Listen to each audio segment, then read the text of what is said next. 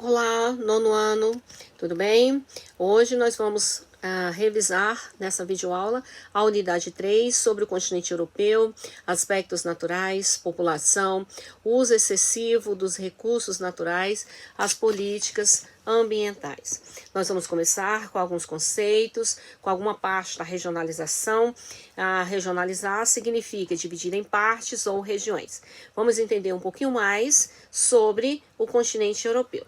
Certo? O continente europeu é composto por 50 países e 8 territórios.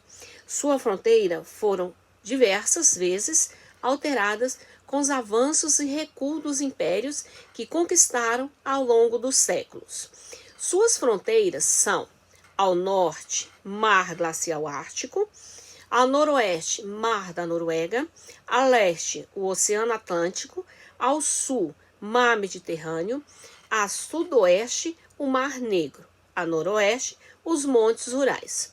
A população do continente europeu é estimada em aproximadamente 743,1 milhões de habitantes, distribuídos em 10.180.000 quilômetros quadrados. Sua localização geográfica permite que o continente possua distintas variações climáticas, desde a severidade do clima frio do norte, próximo ao Círculo Polar Ártico, à zona mais amena, que é o clima temperado do sul. Observem o mapa da Europa político, né? A Europa é um dos 6 continentes do mundo, sendo em extensão territorial o segundo menor continente, que é banhado ao norte pelo Mar Ártico, ao sul pelo Mediterrâneo, ao Mar Negro a oeste pelo Oceano Atlântico, a leste pelo Mar Cáspio. A Europa é também conhecida como o Velho Mundo, é considerada o berço da cultura ocidental. A Europa limita-se territorialmente com a Ásia, a leste, sendo que considerada um prolongamento da massa continental do continente asiático, formando assim a Eurásia, massa continental formada entre a Europa e pela Ásia. Os dois continentes são separados pela cordilheira, grande quantidade de cadeias de montanhas chamadas Montes Urais. Devido ao seu contorno bastante irregular, o continente europeu apresenta várias penínsulas e ilhas, muitos países na costa litorânea, certo? Observem a imagem que eu vou colocar aí para vocês. O que é uma península? Península é uma extensão de terras com água por quase todos os lados, menos por um que se chama istmo. Dentre o mapa físico ainda da Europa, nós temos as regiões da Europa. O continente europeu possui características bastante heterogêneas, quando analisado todo o seu território. Para facilitar o estudo dessas áreas, que constituem algumas classificações, divide-se o território europeu em 4 regiões. Essas regiões foram estabelecidas segundo o critério de ordem espacial e econômica. São elas: Europa Ocidental. É composta pelas nações banhadas pelo Oceano Atlântico, como Alemanha, Bélgica, França, Reino Unido, e também por países que possuem relação com o Ocidente. Segundo, Europa Meridional. É composta por nações banhadas pelo Mar Mediterrâneo, situada na Península Ibérica, como Espanha, Andorra, Grécia e Itália. Em terceiro, Europa Centro-Oriental. É composta pelos países que formam a ex-União Soviética e tornaram-se independentes, como a Bósnia, Herzegovina, Kosovo, Moldávia, Macedônia do Norte, entre outros. Em quarto, nós temos a Europa Setentrional. É composta por países que se situam no extremo norte do continente, como os países nórdicos. Países nórdicos são aqueles que têm uma qualidade de vida, um elevado padrão de vida, que são a Noruega, a Dinamarca, a Suécia, a Finlândia e a Islândia. Já a economia do continente europeu, ela é impulsionada principalmente pela agropecuária, a mineração e o turismo. A indústria está relacionada à pesquisa e ao desenvolvimento tecnológico nos setores de telecomunicações, eletrônicos, produtos farmacêuticos, siderúrgicas, aviões, entre outros. No continente europeu existe o maior bloco econômico do mundo, que é a União Europeia, constituído por 28 países. Esse bloco representa a livre circulação de bens e mercadorias entre seus países membros que adotaram uma moeda única, o euro. A União Europeia é atualmente o maior mercado de exportação de bens, serviços e produtos. Dentre a economia ainda do continente europeu, nós temos as principais fontes de energia. O carvão mineral, que é responsável pela geração de 21% da energia elétrica da Europa. Nós temos a energia nuclear, que é a principal fonte geradora de eletricidade em diversos países da Europa. A Europa não consegue suprir suas necessidades de energia, tendo por isso de recorrer à importação de recursos energéticos, principalmente de petróleo e mais recentemente de gás natural. O petróleo é importado principalmente da Líbia e da Rússia. A energia eólica é a mais utilizada na Europa. Por sua vez, tem a produção comprometida em razão da irregularidade dos ventos. Apesar disso, o uso desse tipo de energia é bastante significativo na Alemanha, Portugal e no Reino Unido.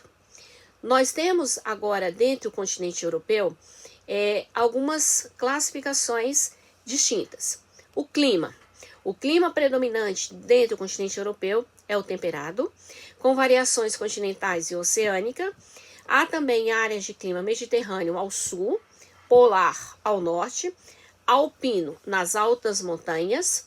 As áreas situadas na porção setentrional do continente apresentam elevadas temperaturas, ou seja, temperaturas rigorosas no período do inverno, ao passo que essas áreas situadas ao sul apresentam temperaturas mais amenas ao longo do ano. A amplitude térmica menores quando comparadas aos países do norte, claro. Há regiões de clima semiárido, mediterrâneo e polar. Dentre o relevo do continente europeu, é composto principalmente por planície, destaque para o sul da Inglaterra, ao norte da França, da Alemanha, da Itália e da Rússia.